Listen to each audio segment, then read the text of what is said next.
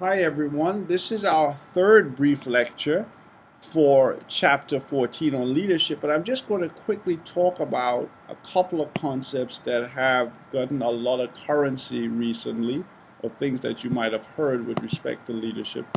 I'm going to speak about transformational leadership, and I'm also going to speak about charismatic leadership, okay? So, you may have heard this term, charismatic leader or super leader. What is a super leader? Well, in order for you to become a great leader and some personal leadership development here, a super leader is a person whose vision and strength of personality have an extraordinary impact on others. Think about President Obama in his first election. I mean, obviously, he was re-elected, but really in that first election, President Obama really highlighted this concept of super leadership. His vision and his personality were so strong that it overcame many voters, especially in the young people. People gravitated to him because, one, they identify with his vision, especially that concept of hope and change, and two, the strength of his personality. These are some of the people that we refer to. He's an example of a person that we can refer to as a super leader. Now, you can also refer to someone like Adolf Hitler as a super leader. Think about him, what happened in Germany in the 1930s, the late 1920s, 1930s. Adolf Hitler was this super leader. Why? His vision, right? His vision really intensified and motivated so many people in Germany at that time. And his personality was such, it was so strong.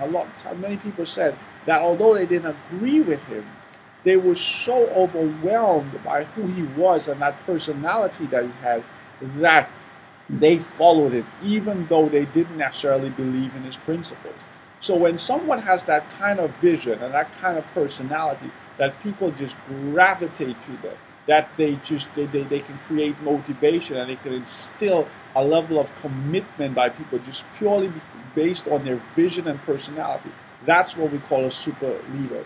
And related to this is this idea of charisma, this charismatic leader. What is a charismatic leader? Well, it's someone who has that special leader-follower relationship. It develops that kind of relationship and it inspires others to do things, extraordinary things, okay? The charisma, someone that has that ability to kind of, to draw you in, if you will. They have a poise about them, the way that they speak, the way that they carry themselves. Again, we spoke a lot in this chapter about Dr. Martin Luther King Jr., President Kennedy. Okay, some of these people, they were so charismatic. Mao Zedong in China. They had that ability to move people from their state of inertia, from that belief that, you know what, I can't do anything, this is just kind of, the way things are, to this belief, this really intense belief that I can be greater and better than I even thought I could. That's what charisma and charismatic leaders are able to do. And this also is related to this concept of a transformational leader. What is a transformational leader? Well, you remember when we talked about organizational change in chapter 12, I believe, it was change that it was very what? It was very dramatic. It was very radical. In order to have that type of change emerge and be implemented, you need a transformational leader. It's someone who's inspirational, truly inspirational leader, and who arouses others to seek extraordinary. So much like a charismatic leader, a transformational leader is highly inspirational. And one of the elements of a transformational leadership is the ability to create and to communicate what? A vision, okay? That person has to show you a better future. They have to show you, and they also have to convince you that you can actually aspire and achieve that vision. Because although the vision is grand, it may be so unrealistic or seem so unrealistic to you that you would probably question the ability of yourself and the leadership to get there. Think about what Dr. Martin Luther King Jr. was doing during civil rights. That reality or that belief, that vision was so impractical and impossible to so many people, so many poor, disenfranchised, African Americans in the South at that time, that they, while they loved Dr. Martin Luther King, they thought he was charismatic, they saw him as a super leader, they were unsure about the ability of his cause to actually change, to make that change. But he was able to communicate and get so many people on board. So we talk about that idea of a transformational leader, and this is what transformational leaders embody. They have vision, as I said, that charisma, they have aspirations, they have the ambition, the intellectual stimulation. They can move you with their words and with their thoughts. They have integrity. It's somebody that you want to and you can trust. And obviously, empowerment. Transformational leaders empower their people, their followers, to make decisions, to do things, great things.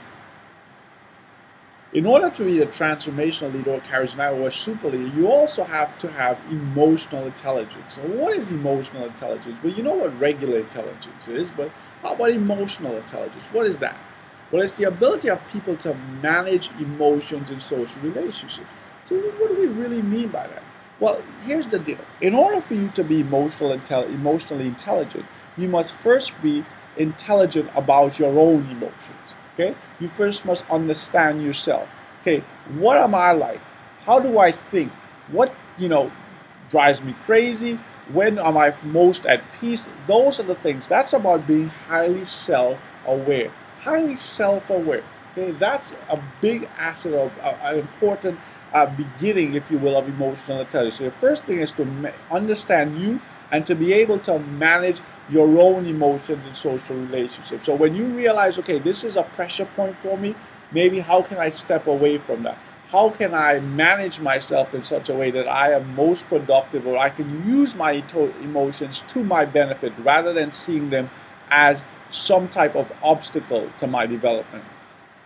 And then secondly, beyond just having high self-awareness, you want to have high social awareness. So you not only want to understand yourself, but as an emotionally intelligent individual, you want to understand others. You want to understand, okay, what does this person require of me? Why are they behaving like this?